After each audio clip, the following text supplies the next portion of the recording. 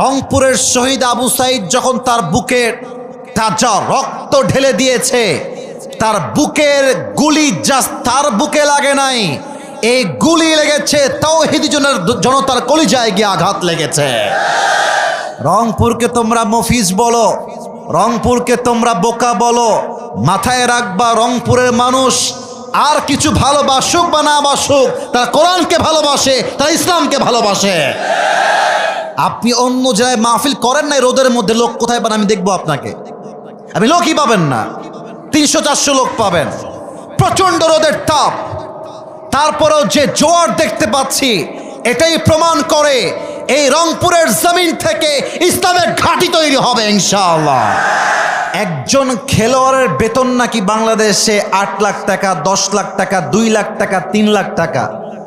যে খেলোয়াড়ের কাজের সঙ্গে ইসলামের কোনো সম্পর্ক নাই, কোরআনের কোনো সম্পর্ক নেই, তার বেতন যদি হয় 2 লাখ থেকে 10 লাখ টাকা পর্যন্ত, তাহলে আমার তো মনে হয় ইমামের বেতন 20 লাখ টাকা হওয়া দরকার রংপুরের ভাইয়েরা আমার। তাহলে কেন এই বৈষম্য তৈরি করা হয়েছে? কেন এই ফারাক তৈরি করা হয়েছে? আমাদের মতো আলোচকরা মাহফিলে গেলে আপনারা 1 লাখ টাকা দিয়ে দেন, 1 ঘন্টা ওয়াচ করে 1.5 লাখ টাকা দিয়ে দেয়। এটা আমি আপনাদেরকে ব্লেম করছি না, আঘাত করছি না। আমার কথা হচ্ছে আমিও আলেম, তিনিও আলেম, আমিও হাফেজ, তিনিও হাফেজ। মানুষ পার্থক্য করে জাস্ট একটা জায়গায়, তার ফ্যান ফলোয়ার্স কম, আমার ফ্যান ফলোয়ার্স বেশি। আরে ভাই রে, ভিউজ বেশি হওয়া, ফ্যান ফলোয়ার্স বেশি হওয়ায় যদি যোগ্যতার সার্টিফিকেট হতো, তবে হিরো আলমের মতো সেকেন্ড সফল ব্যক্তি খুঁজেই পাওয়া যেত না আমার মিঠাপুকুরের ভাইয়েরা। এই জন্য ব্যক্তির ফ্যান ফলোয়ার্স দিয়ে নয়, তার ইমান দিয়ে জাস্টিফাই করতে হবে, তার আমল দিয়ে জাস্টিফাই করতে হবে। এবং আমার মনে হয় যদি ইমামদের বেতন বেড়ে যায়, আলেমদের সম্মানই বেড়ে যায়, এই দেশে আলেমের সংখ্যা এখন যেমন আছে তার চেয়ে দ্বিগুণ বেড়ে যাবে, ঠিক কিনা বলেন? আল্লাহ এই বৈষম্যের থেকে এই জাতিকে হেফাজত করুক, পড়েন সবাই আমিন। আমাদের আজকের প্রোগ্রামের যিনি চেয়ারম্যান সাহেব জনাব মোহাম্মদ তরিকুল ইসলাম সরকার স্বপন সাহেব, খুব মজার একটা মানুষ। আমি অন্য জায়গায় দেখেছি চেয়ারম্যান সাহেবরা কথা বললে মানুষ বিরক্ত হয়ে যায়, they feel so bored about it, তারা নিতে পারে না। কিন্তু উনি কথা বলেছেন, আমি নিজে একজন আলোচক হয়ে বলছি, আমার ভেতরে একটা মুহূর্তের জন্য একটা বিরক্তিবোধ কাজ করে নাই। আমরা চাই যারা ইসলামকে ভালোবাসে, কোরআনকে ভালোবাসে, এমন চেয়ারম্যান, এমন নেতা প্রত্যেকটা জেলায় জেলায় আমরা চাই। আল্লাহ স্যারকে নেক হায়াত দান করুক, পড়েন সবাই আমিন। আর আজকের এই কমিটি, এরা যে এত পাগল, পাগল মানে ওই পাগল না, ভালোবাসার পাগল। আমাকে নিয়ে আসবে, আমাকে খাওয়াবে, আমার সঙ্গে আড্ডা দিবে, গল্প করবে। বললাম ভাই রে, বহু দূর থেকে আসতেছি, সময় নাই। ও বোঝেই না। আমার পিএস বলছে হুজুর জীবনে বহু মাহফিল রেখেছি, কিন্তু আজকের কমিটির মতো এত পাগল ভালোবাসার আমি কাউকে দেখি নাই। তো এটা প্রমাণ করে, আমি একটা কথা এখন যা বলবো আপনারা আমার সঙ্গে এটা ভাববেন না যে আসিফ হুজুর মনে হয় আমাদেরকে পাম্পট্টি দেওয়ার জন্য আসছে, তা না। মিডিয়ায় রেকর্ড হচ্ছে, এটা কোটি কোটি মানুষ দেখবে। যদি আমি মিথ্যাবাদী হই, আমি দুনিয়াতেও জবাব দিয়ে তার কাঠগড়ায় দাঁড়াবো, কিয়ামতের দিনও আমাকে জবাব দিতে হবে। রংপুরের মানুষকে অনেকে বলে তারা নাকি বোকা, তারা নাকি মুফিজ। আরে বেটা, এই রংপুরের মানুষ না থাকলে দেশটা সেকেন্ড টাইম স্বাধীনিত হতে পারত না। রংপুরের শহীদ আবু সাইদ যখন তার বুকের তাজা রক্ত ঢেলে দিয়েছে, তার বুকের গুলি জাস্ট তার বুকে লাগে নাই, এই গুলি লেগেছে তাওহীদি জনতার কলিজায় গিয়ে আঘাত লেগেছে। রংপুরকে তোমরা মফিজ বলো, রংপুরকে তোমরা বোকা বলো, মাথায় রাখবা রংপুরের মানুষ আর কিছু ভালোবাসুক বা না বাসুক, তারা কোরআনকে ভালোবাসে, তারা ইসলামকে ভালোবাসে। আপনি অন্য জায়গায় মাহফিল করেন নাই, রোদের মধ্যে লোক কোথায় পান আমি দেখবো আপনাকে? আপনি লোকই পাবেন না, 300-400 লোক পাবেন, প্রচন্ড রোদের তাপ। তারপরেও যে জোয়ার দেখতে পাচ্ছি এটাই প্রমাণ করে এই রংপুরের জমিন থেকে ইসলামের ঘাঁটি তৈরি হবে ইনশাআল্লাহ। 2 নাম্বার কথা বলতে চাই রংপুরের মাটিকে নিয়ে। আমি আসিফ হুজুর পুরো বাংলাদেশ ট্রাভেল করেছি, পুরো Bangladesh, entire city. Entire district সব জায়গায় গিয়েছি, প্রত্যেক এলাকায় হয়তো বা যাই নাই, প্রত্যেকটা জেলায় আমি গিয়েছি। কিন্তু আমি আগেও বলেছি, আজকেও বলছি, তাফসিরের জগতে, মাহফিলের জগতে প্রত্যেকটা জেলাই সেরা, প্রত্যেকটা বিভাগই ভালো, বাট রংপুরের সঙ্গে কারো কোনো তুলনা চলবে না। এখানকার মানুষ এমন জোশে থাকে, এদেরকে যদি জিহাদের জন্য ডাক দেওয়া হয়, এটা আমার মনে প্রাণে বিশ্বাস, অসংখ্য যুবক বুকের তাজা রক্ত দেওয়ার জন্য প্রস্তুত হয়ে যাবে। আল্লাহ রংপুরের জমিনকে কবুল করুক, পড়েন সবাই আমিন। আপনারা কি আমার কথায় কোনো বিরক্ত বোধ করছেন প্রিয় ভাইয়েরা? আজান পর্যন্ত থাকা যাবে নাকি যাবে না? আমি এসেছি 2:45-এ, এখন 30 মিনিটস অলরেডি ইটস ডান, এটা শেষ। কিন্তু আমার কথা একটা, যতক্ষণ পর্যন্ত আসরের ওয়াক্ত না আসছে, ওয়াজ চলছে, চলবে, দোয়া পর্যন্ত আমরা আছি, একসঙ্গেই বাসায় যাব, বলেন ইনশাআল্লাহ। আপনাদের বউ আছে কার কার একটু হাত তুলেন, বউ আছে? আচ্ছা, বউ আছে, হাত নামান। এবার যারা কপাল পোড়া, বউটো কেউ নাই, কপাল পোড়ারা একটু হাত তুলো দেখি, তোমাদের হাত দেখা যায়। ইন্না লিল্লাহ। আপনাদের কারো বউ নাই? আমি বিশ্বাস করি না। আচ্ছা যুবক ভাইয়ারা, হাত নামাও, হাত নামাও। আমার আব্বা জানদের পায়ে আজকে হাত রাখলাম, আমি আসিফ হুজুর আব্বা জানদের পায়ে হাত রাখলাম, মাদের সামনে 2 হাত জড়ো করলাম। এই যুবকদের চরিত্র রক্ষা করতে চাইলে একমাত্র বিয়ে ছাড়া সেকেন্ড কোনো অপশন হতেই পারে না আমার যুবক ভাই। এদেরকে R15 দিয়ে খুশি করা যাবে না, iPhone 16 Pro Max দিয়ে খুশি করা যাবে না। এই যুবকরা খুশি হবে একমাত্র চরিত্রবান দিনদার মেয়ে বউ হিসেবে পাওয়ার মাধ্যমে। আব্বা বোঝে না রে, আব্বা বোঝে না। আব্বারা বলে যে বাবা নিজের পায়ে দাঁড়া, দাঁড়িয়ে তারপর তুই বিয়ে কর। মাথায় রাখবেন, নিজের পায়ে যতটুকু দাঁড়িয়েছে দাঁড়াক। বাবা হিসেবে আপনার দায়িত্ব এটা বলা যে বাপ তুই বিয়ে কর, চরিত্র বাঁচা, দরকার হলে 1 বছর আমি তোকে দেখব, তোর বউকে আমি বাপই দেখব, ঠিক কিনা বলে? বাংলাদেশে আইন করা হয়েছে 18 বছরের নিচে নাকি কোনো মেয়ে বিয়ে করতে পারবে না। আমার প্রশ্ন হচ্ছে 18 বছরের নিচে বিয়ে করতে পারবে না তা মেনে নিলাম, কিন্তু 13 বছরের যেই মেয়েটা পার্কে গিয়ে ইজ্জত বিলীন করছে, টিকটক করছে, ইজ্জতের ধাজিয়া উড়াচ্ছে, তার জন্য আপনার আইনটা পাস হবে কবে? 18 বছরের নিচে বিয়ে করলে জেলখানায় দিবেন, মামলা দিবেন। আর 13 বছরের মেয়ে প্রেম করলে বলবেন বাচ্চা মানুষ তো বুঝে উঠে নাই। এটা উপরে ফিটফাট, ভেতরে সদরঘাট ছাড়া কিছুই হতে পারে না। এবং আমার অবাক লাগে মেয়েদেরকে দেখলে, এক একটা মেয়ে 4-5টা বয়ফ্রেন্ড বিলং করে। আমি জানি এই কথার জন্য অনেকে রাগ করবেন, আমি জানি, আমি জেনেই বলছি। আমার কথা একটা, যেই মেয়েগুলো আজকে টাকা পাইলে, সরকারি চাকরি পাইলে বুইরা টাকলার সঙ্গে বিয়ের পিড়িতে বসে যায়, এই মেয়ে জীবনে যাই পাক আর না পাক সুখের সন্ধান কোথাও খুঁজে পাবে না। অতএব আব্বা জানদেরকে বলবো, আব্বা জান বিয়ে যখন দিবেন, মেয়ের জন্য টাকাওয়ালা খুঁজে বাদ দিয়ে চরিত্রবান যুবককে আপনার খুঁজে বের করতে হবে, ঠিক কিনা বলো? আল্লাহ মাদেরকে বাবাদেরকে বোঝার তৌফিক দান করুক, পড়েন সবাই আমিন। আমরা ভূমিকায় আহামরি সময় নিতে চাই না, তাফসিরে প্রবেশ করতে চাই। তবে তাকবীর দিব 3টা। প্রথম তাকবীর দিবেন বিবাহিত ভাইয়েরা, দ্বিতীয় তাকবীর সিঙ্গেল ভাইয়েরা, তৃতীয় তাকবীর আমার সমস্ত ইয়াং পিপল, ওল্ডার পিপল, যুবকরা, মুরব্বীরা সবাই মিলে আমরা দিব। বিবাহিত ভাইয়েরা একটা কাশি দেন, দেখা যাক কারা জিতে। এই সিঙ্গেল তোমরা চুপচাপ, single people keep quiet, keep silent, just বিবাহিত ভাইয়েরা, দেখা যাক। এই সোনামণি থামো থামো থামো থামো, নতুন নতুন নতুন থামো। জাস্ট বিবাহিত ভাইয়েরা নারে তাকবীর। ওরে বাবা রে বাবা, সাউন্ড ভালো আছে কিন্তু, সিরিয়াসলি বললাম সাউন্ড ভালো। এবার সিঙ্গেলদের পালা, সিঙ্গেল ভাইয়েরা দেখা যাক কারা জিতে। নারে তাকবীর।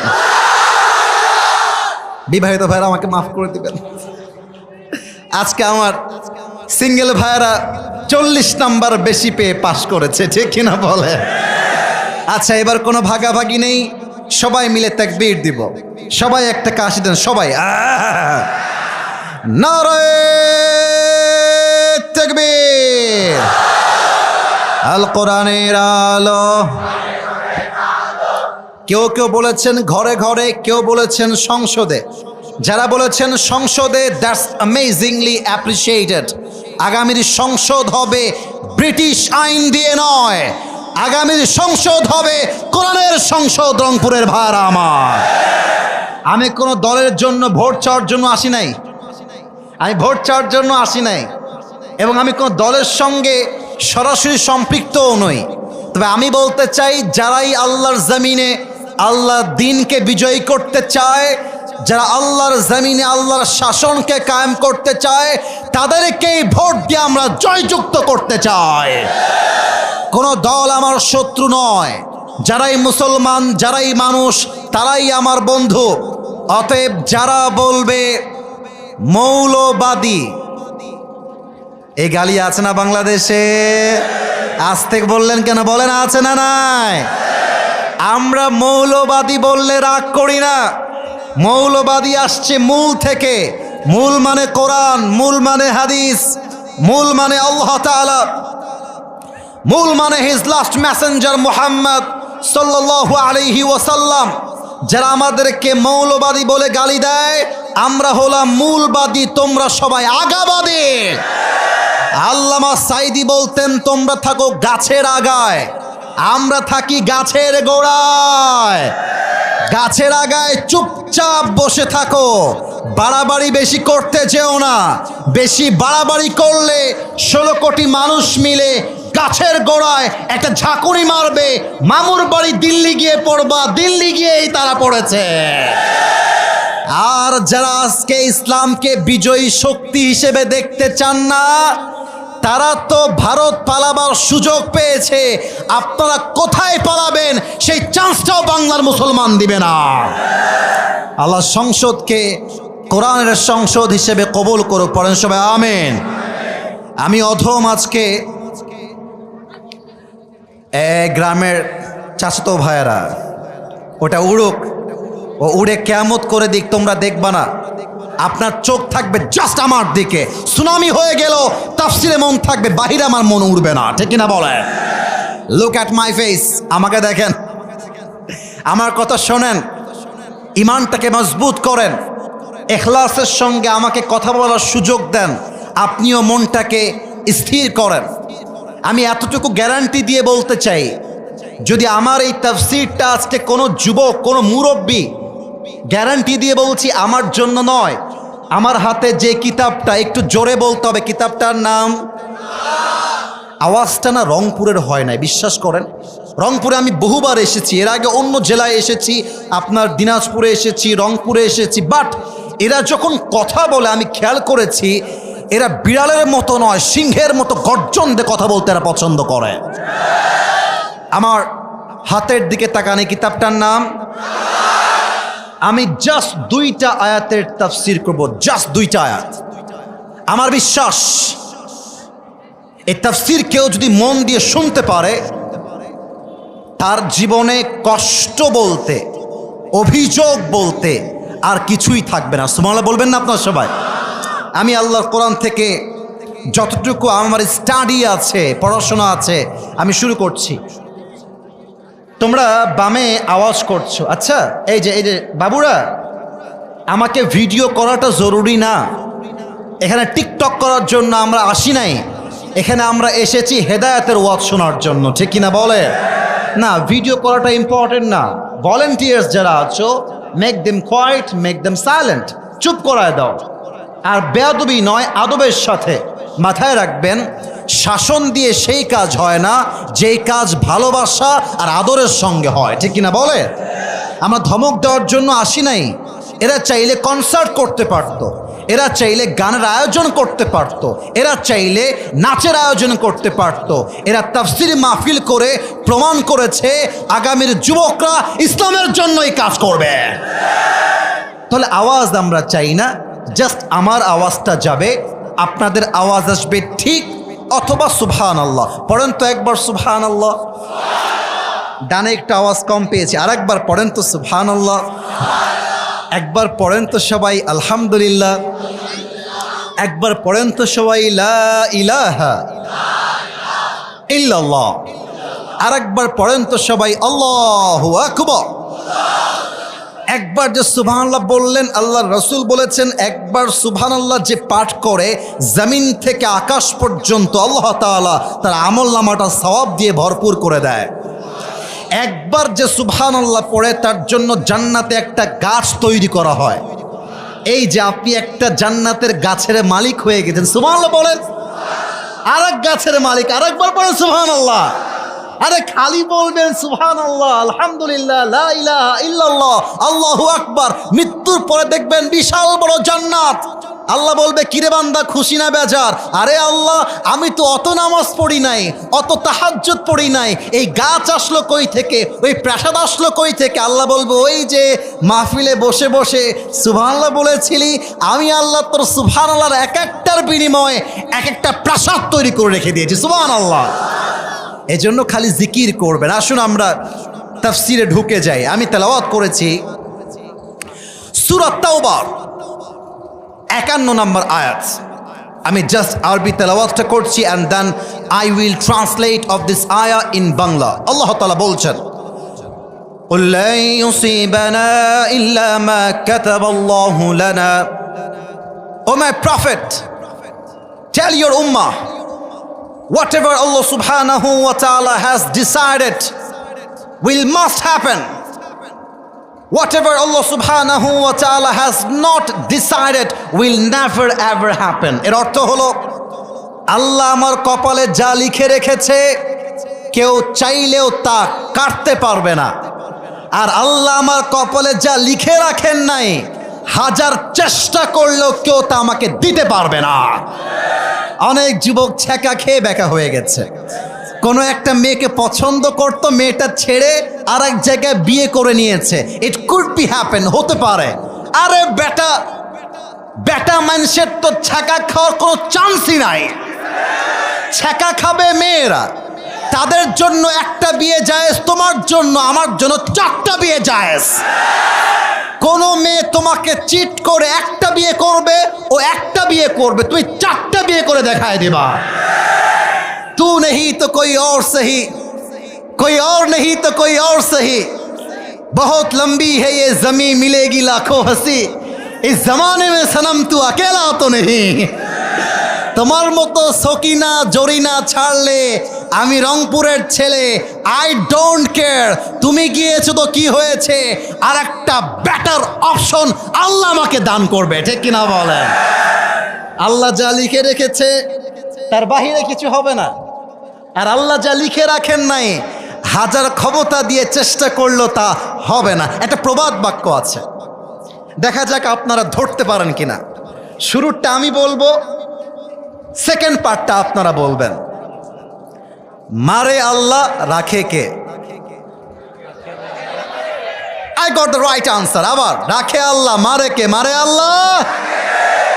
সব ক্ষমতার মালিক হচ্ছে আল্লাহ তাআলা। এটাই তিনি এই আয়াতে মেসেজ দিয়েছেন, বান্দারে আমি যদি তোরে বাঁচাতে চাই, যতই শত্রু হোক, যতই দুশ্মন হোক, কেউ তোর একটা চুল বাঁকা করতে পারবে না।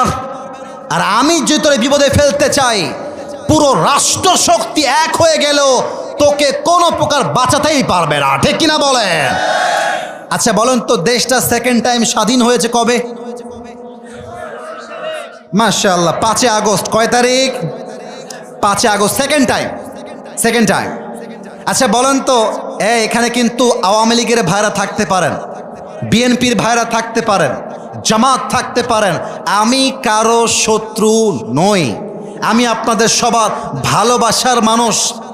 5 আগস্টের দিনেও কিন্তু তাদের হাতে আর্মি ছিল, র্যাব ছিল, বিডিআর ছিল, সেনাবাহিনী ছিল, দলের লোক ছিল, কর্মী ছিল, নেতা ছিল, কিন্তু আল্লাহ বলেছেন আমি তোরে নামাই ছাড়বো।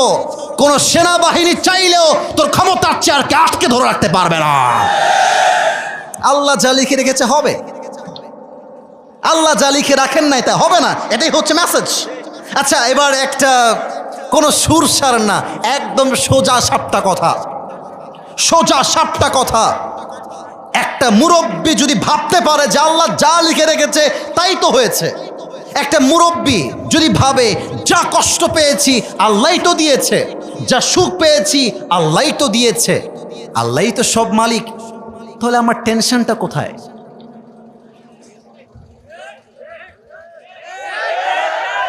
আমার অভিযোগটা কোথায় রে ভাই? সবই তো আল্লাহ করছে।